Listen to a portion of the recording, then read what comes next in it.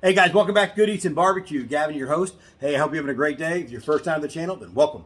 Hey, so the pellet grill, pellet smoker grill has blown up the past year. It's crazy how many people are getting them, which is a great thing. They're a great thing to use.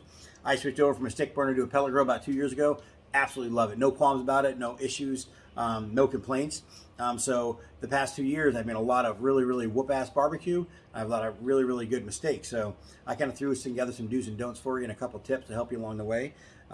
If you're new to the pellet grill, hopefully this helps you. If you find this beneficial, feel free to share it. And if you have any questions on seasonings, pellet grill issues, pellet combinations, feel free to email me at gavinsbarbecue@gmail.com.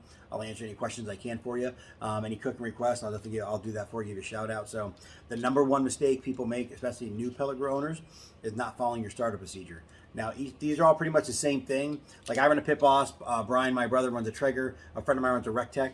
Kind of the same thing. You have your drum it cooks in, you have your hopper, it feeds pellets into an auger, into a heat source, bam, ignite, smoke, and flame. Very simple. But each one has maybe a specific startup procedure. So make sure you follow the startup procedure for your specific grill. Number one, it's going to help you to learn your grill better, find out any issues you have with it. You'll know right off the bat. And number two, it's going to help you to get know your grill a little better. So follow your startup procedure for your specific grill.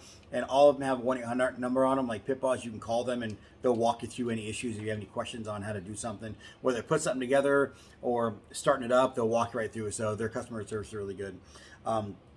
After you get the initial cook off or burn, smoke off, they call it, when you do start these things, I would like to do mine, I'll put it at 250 and open the main door. And then when I see a heavy line of smoke coming out, then I'll shut it. They recommend that's how you start them. So make sure you do that. And then once it's got a nice line of smoke coming out, I'll shut it and put it at the temp that I want it. So that's mistake number one. Follow your starter procedure. It's very important. All right, mistake number two people make that I see. I did some research on this, and these are kind of the top mistakes people make. Number two is not cleaning out your ash pot. Now, your ash pot, where your heat element is, where your auger feeds your pellets into. Some people do it every cook, some people don't. I clean mine out every single cook. Now, whether I'm doing a 40-minute wing smoke for the game, or if I'm doing a 12-hour pork shoulder cook on it, every single time I use it, I clean it out. I shop vac all the pellets out, the ash out. I'll scrape the sides. Number one, it's going to maintain the life of your grill, and it's going to help cook better. If you keep it clean, keep it clean, keep on it, it's going to perform better and last longer. We all know these things aren't really cheap. So if you're going to invest the money, invest the time in keeping it clean. So clean your ash pot out, keep it clean. If you don't clean your ash pot out, it can lead to a flame out, or even worse, a ruined cook. Say you're going to the store, throw a slab of ribs on, 5 minutes after you leave, you have a flame out, boom. Your ribs are on there sitting with no heat. Number two, you'll probably ruin your cook. So clean your ash pot out, very important. All right, last big mistake I would say people make is temp swing. This isn't exact science. They have temp swings, just like a stick burner. You got to maintain the temp. That's what your pit is doing. So you're gonna have small temp swings up and down. Don't adjust your controller for it. It'll work itself out. Now, if you have your pit set at 300 degrees and you think skyrockets to 450 or shoots down to 180, you have an issue. Then you have it looked at. But if you're at 300, you go to 306, you go to 290 something. It's gonna have fluctuation in your temp. Don't adjust your controller for small temp swings. Now, there's two types of controllers in these things, which most of them have. One's called a PID controller, and one's called a time-based controller. Now, most of them with a PID controller, that's going to monitor the temp that your pit is set at and adjust the feed rate of pellets to hit the temp you have it set at. So if you have it set at 300 degrees, and your pit drops, your PID is going to feed pellets to keep it up to temp. Now, your time-based controller is a little different. A time-based controller uses time gaps of turning on and off your auger and combustion fan to try to achieve that temperature that your pit is set at. So if it's set at 300 degrees, it gets to 300 degrees and it's time, well, I think I need this much to keep it there. It still keeps about the same temp, but the PID controllers are much more accurate. The good news is most of these have PID controllers, not time-based. So when you are looking, just look at the box, make sure it does say PID on it. It's going to give you a better range of temperature. It's going to give you a more accurate temperature and keep it that temperature at a more accurate pace throughout your cook. So, but if you have small swings, don't adjust your controller. You're just going to fluctuate, and you might mess your cook up if you keep throwing your temp up, throwing it down, trying to maintain it. Just leave it where it's at and let it run. All right, Gavin's Good Eats tips. This is what you got for you. Tip number one, buying a grill that's too small.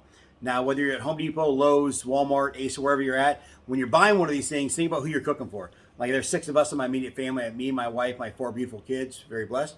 All my kids love barbecue, so it's awesome. So when you're at the store looking at this thing, chances are the one next to it is the bigger model. So when you think about this, like I cook every Thanksgiving, every Christmas. Get the bigger one. Trust me, you're not going to regret it. Spend the extra couple bucks, get the bigger grill. I'm in this making my first one. Mine was a pit boss, the 580. Great grill. I've done everything from ribs, a 12-pound pork shoulder, chicken, wings, burgers, anything you think of I've done barbecue-wise, but I just wish I would have got the bigger grill. So trust me, get the bigger grill. You would not regret it. The next tip I got for you, very important one, probably the most important one I'm going to tell you, subscribe to my channel, guys. Hit like, subscribe, smash that bell down below. I'll give you great ideas on cooks that your family is going to love. A lot of good do's and don'ts of smoking, cooking, and grill usages, pellet combinations, stuff like that. So I won't let you down, I promise. I call it Good Eats and Barbecue because we do a ton of Good Eats recipes and a ton of barbecue. So I definitely appreciate you like, subscribe for me. That is Gavin's tip number 2. So, all right, guys.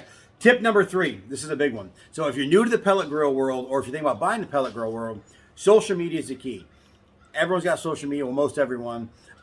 Get on social media. There's a ton of barbecue groups out there. I'm in a ton of them, a handful. My main ones I'm in are in barbecue smoking, grilling techniques and recipes, barbecue pitmaster, novice and expert. I named one of the brand ambassadors for the Pit Boss Grill Owners page. These are just great pages and tools to help you from everything. Advice on getting a new smoker, good to get a different smoker, advice about a smoker, great seasonings, good pellet combinations. There's a ton of information out there.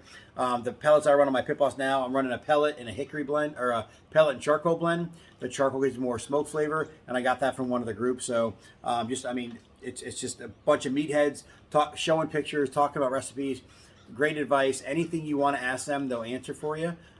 They're just a bunch of guys who love to cook, and what better page to get on is a barbecue page. So I do want to give a shout out to my boy Julian and his son Jacob, or JD Smoking Q. Check out their YouTube channel. They got a lot of great recipes. They got a really good. My favorite one you guys did was the chicken lollipop one. I'm gonna try that, and I'll tag you guys in when I do it. But Jake and Julian, hope you guys doing great.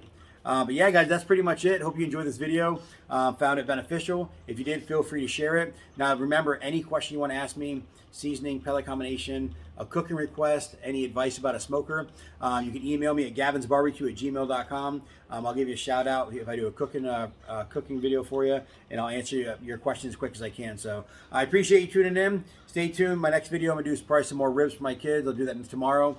I am getting a Brunswick vertical pellet smoker. I'm going to get that tomorrow. And I'm also going to do a video on how to start that up, since this video, one of the ones is how to do the startup procedure. I'll do that step by step for you once we put it together. So hopefully it helps you out. So I'll catch you guys next time. Enjoy. God bless. I'll see you next cook.